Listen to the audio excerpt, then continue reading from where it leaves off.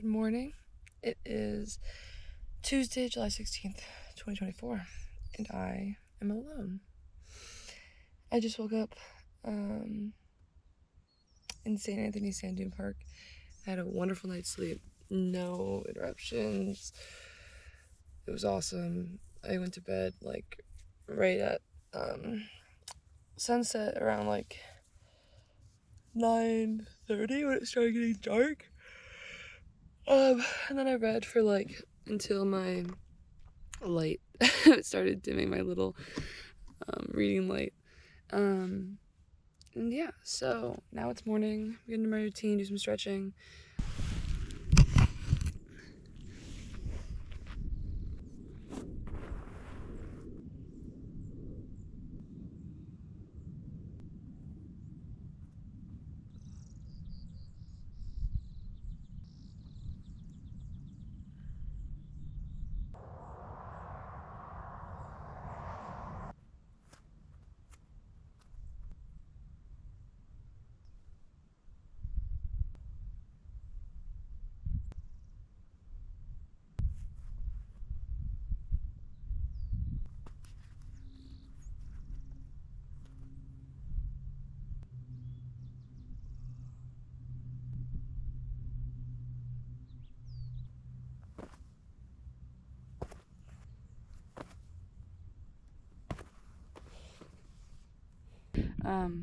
Had a little entanglement with the big beetle running around.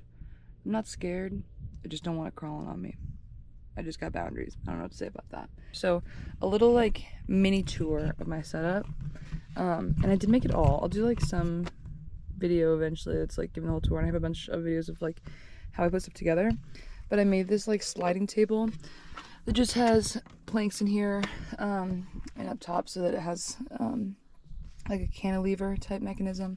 And this drawer has all of my food in it. And then I have like breakfast food and stuff in here. And yeah, so it's been working pretty well.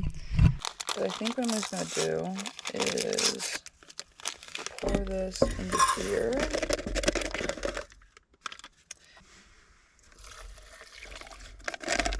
I'm gonna spin that around.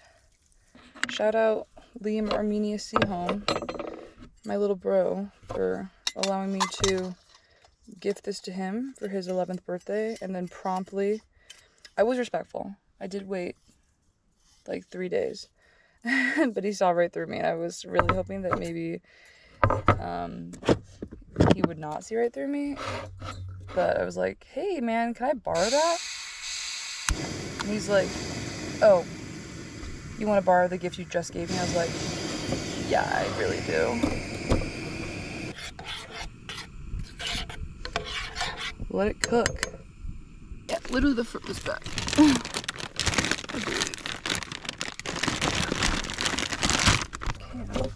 Fuck. Well, I guess that's never coming off now.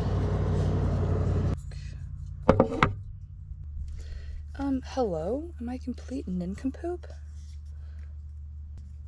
There we go. I have an engineering degree. I feel like that's really important to know now.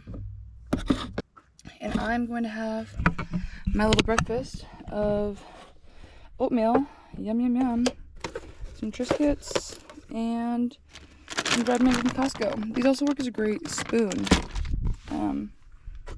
if you want to do that.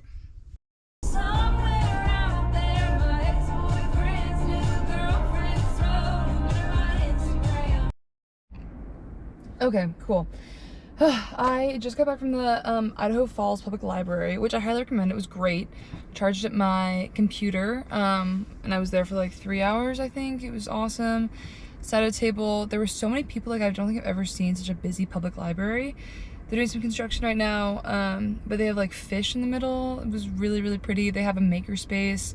Now I'm gonna go.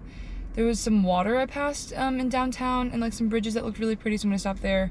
One, it's really hot, it's like 85 degrees, and I look gross and sweaty, and dirty, so I'm gonna go rinse my feet off in the river.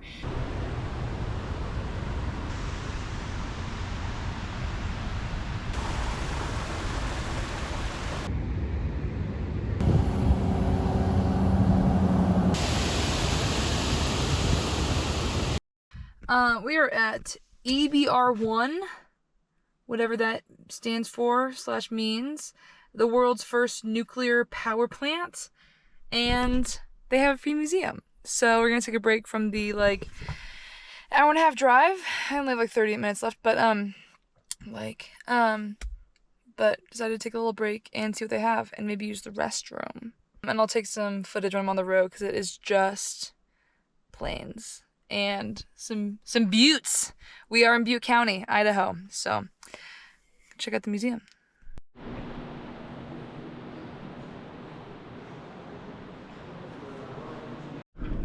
Okay, time for a debrief of what I learned. One, EBR1 stands for Experimental Breeding Reactor 1, which I would not have guessed considering I do know about nuclear energy as a bioengineer with some background in physics. But important dates. One, the first time that this facility produced like a substantial amount of nuclear or power from like a nuclear source was my birthday, December 20th, but I believe it was 1951, and I obviously was not born in 1951. And then the 21st, the very next day, it produced enough power to supply the entire building, so it was self-sufficient, and then produced its own fuel, which is the successful breeding reaction. It produced plutonium that could then proceed with further nuclear reactions, which I thought was super cool. So that was exciting. Also had a very attractive tour guide, which didn't hurt. So it was nice to learn. There's a big the National Idaho Laboratories or Idaho National Laboratories, something like that, is out here. And like I said, here is the view of the road as we go along. It is a lot of nothing.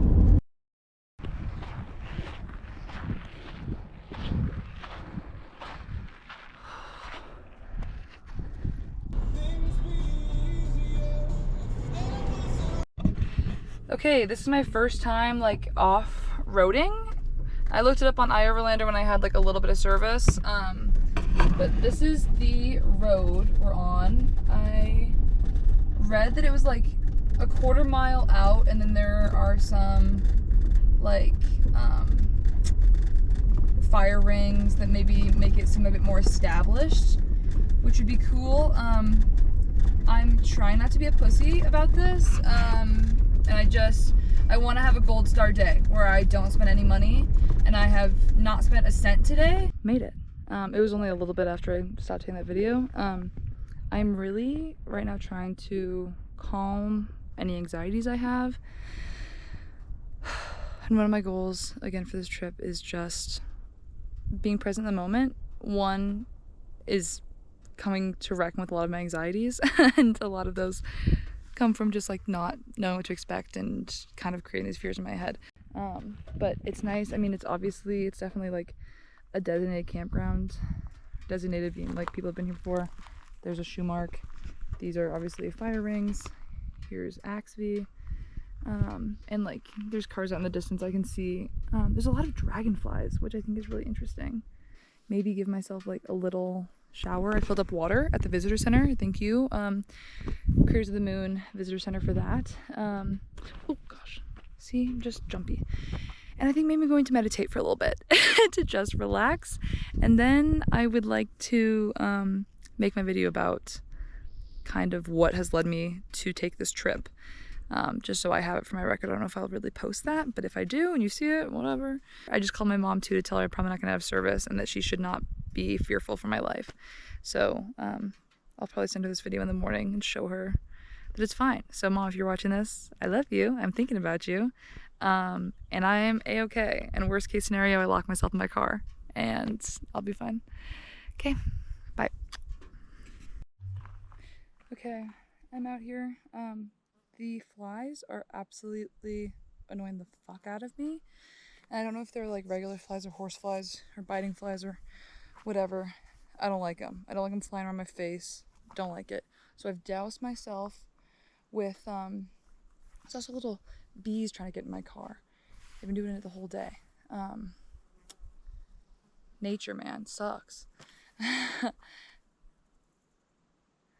Anyway, I have doused myself in bug spray. I have doused the screens in my car in bug spray. And then I rinsed out my lovingly named piss rag because it was starting to smell like, you guessed it, piss. It's disgusting. So I've rinsed that out, wrung it out a couple times, and left it as an offering over there to the bees, so they can have that and hopefully stay off of me for a little bit. I'm working on being one with nature. There's so many flying fucking bees. But I'm proud of myself for coming out here and being alone and doing it and braving the bees, because if I can brave them for 5 minutes, I can brave them for the rest of the night. Oh, fuck. Of course, that happened. Okay. All right, bye-bye.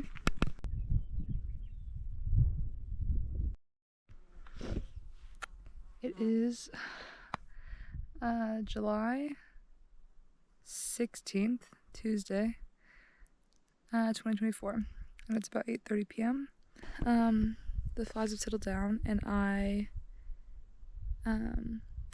want to talk and record, I guess, a little bit of my motivations for taking this trip, planning this, why I'm here, what I want to get out of it. A non-comprehensive list, let's say that.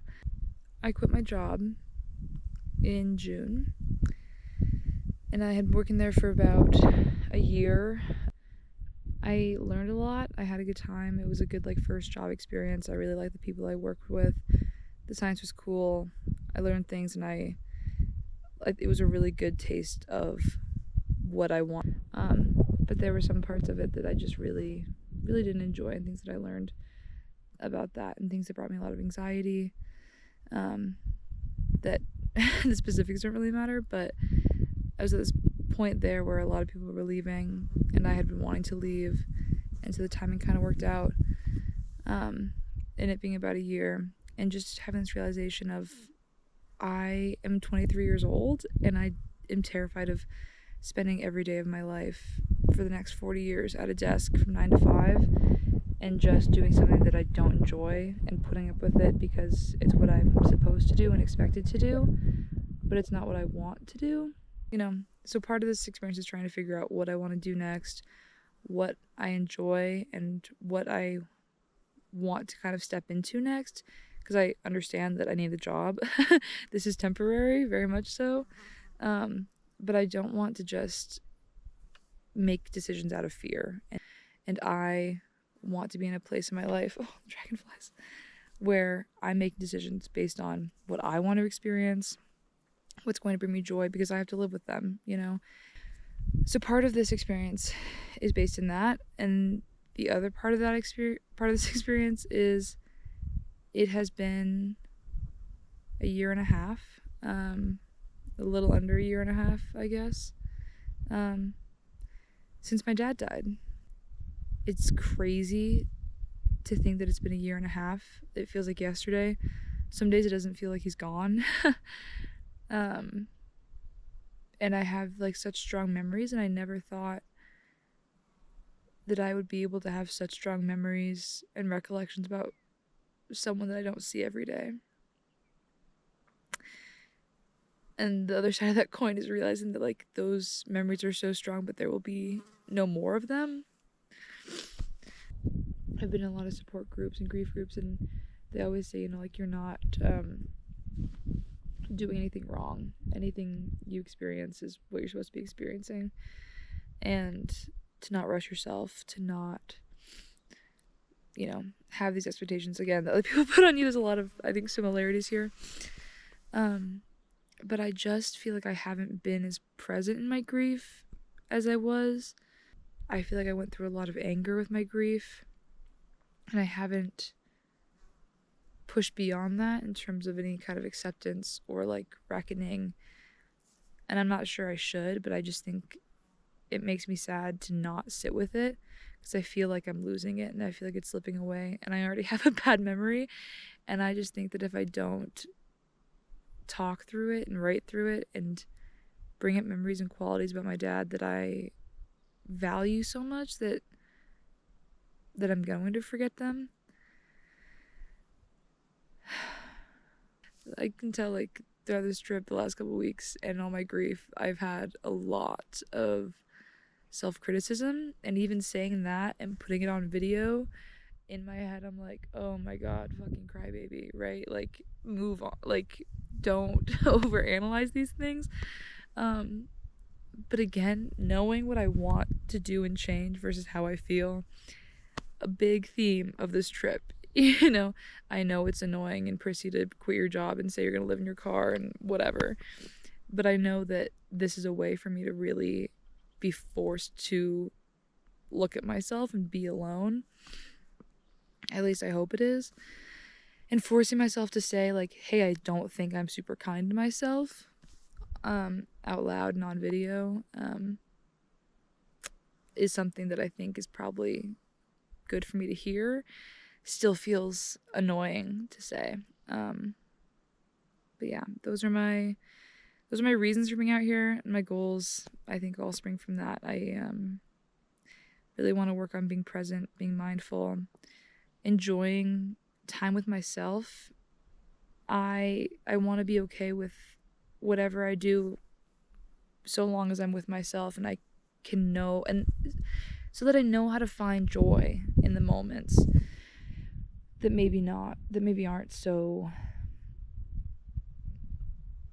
like, outwardly joyful. Learning to be lonely, having fun, doing some self-reflection like this, proving it to myself that I can do it, being proud of myself, and thinking about my dad, and whatever feelings those might bring. So there's that. I'm sure more will come up, but this video is already too long as it is. Okay, signing off.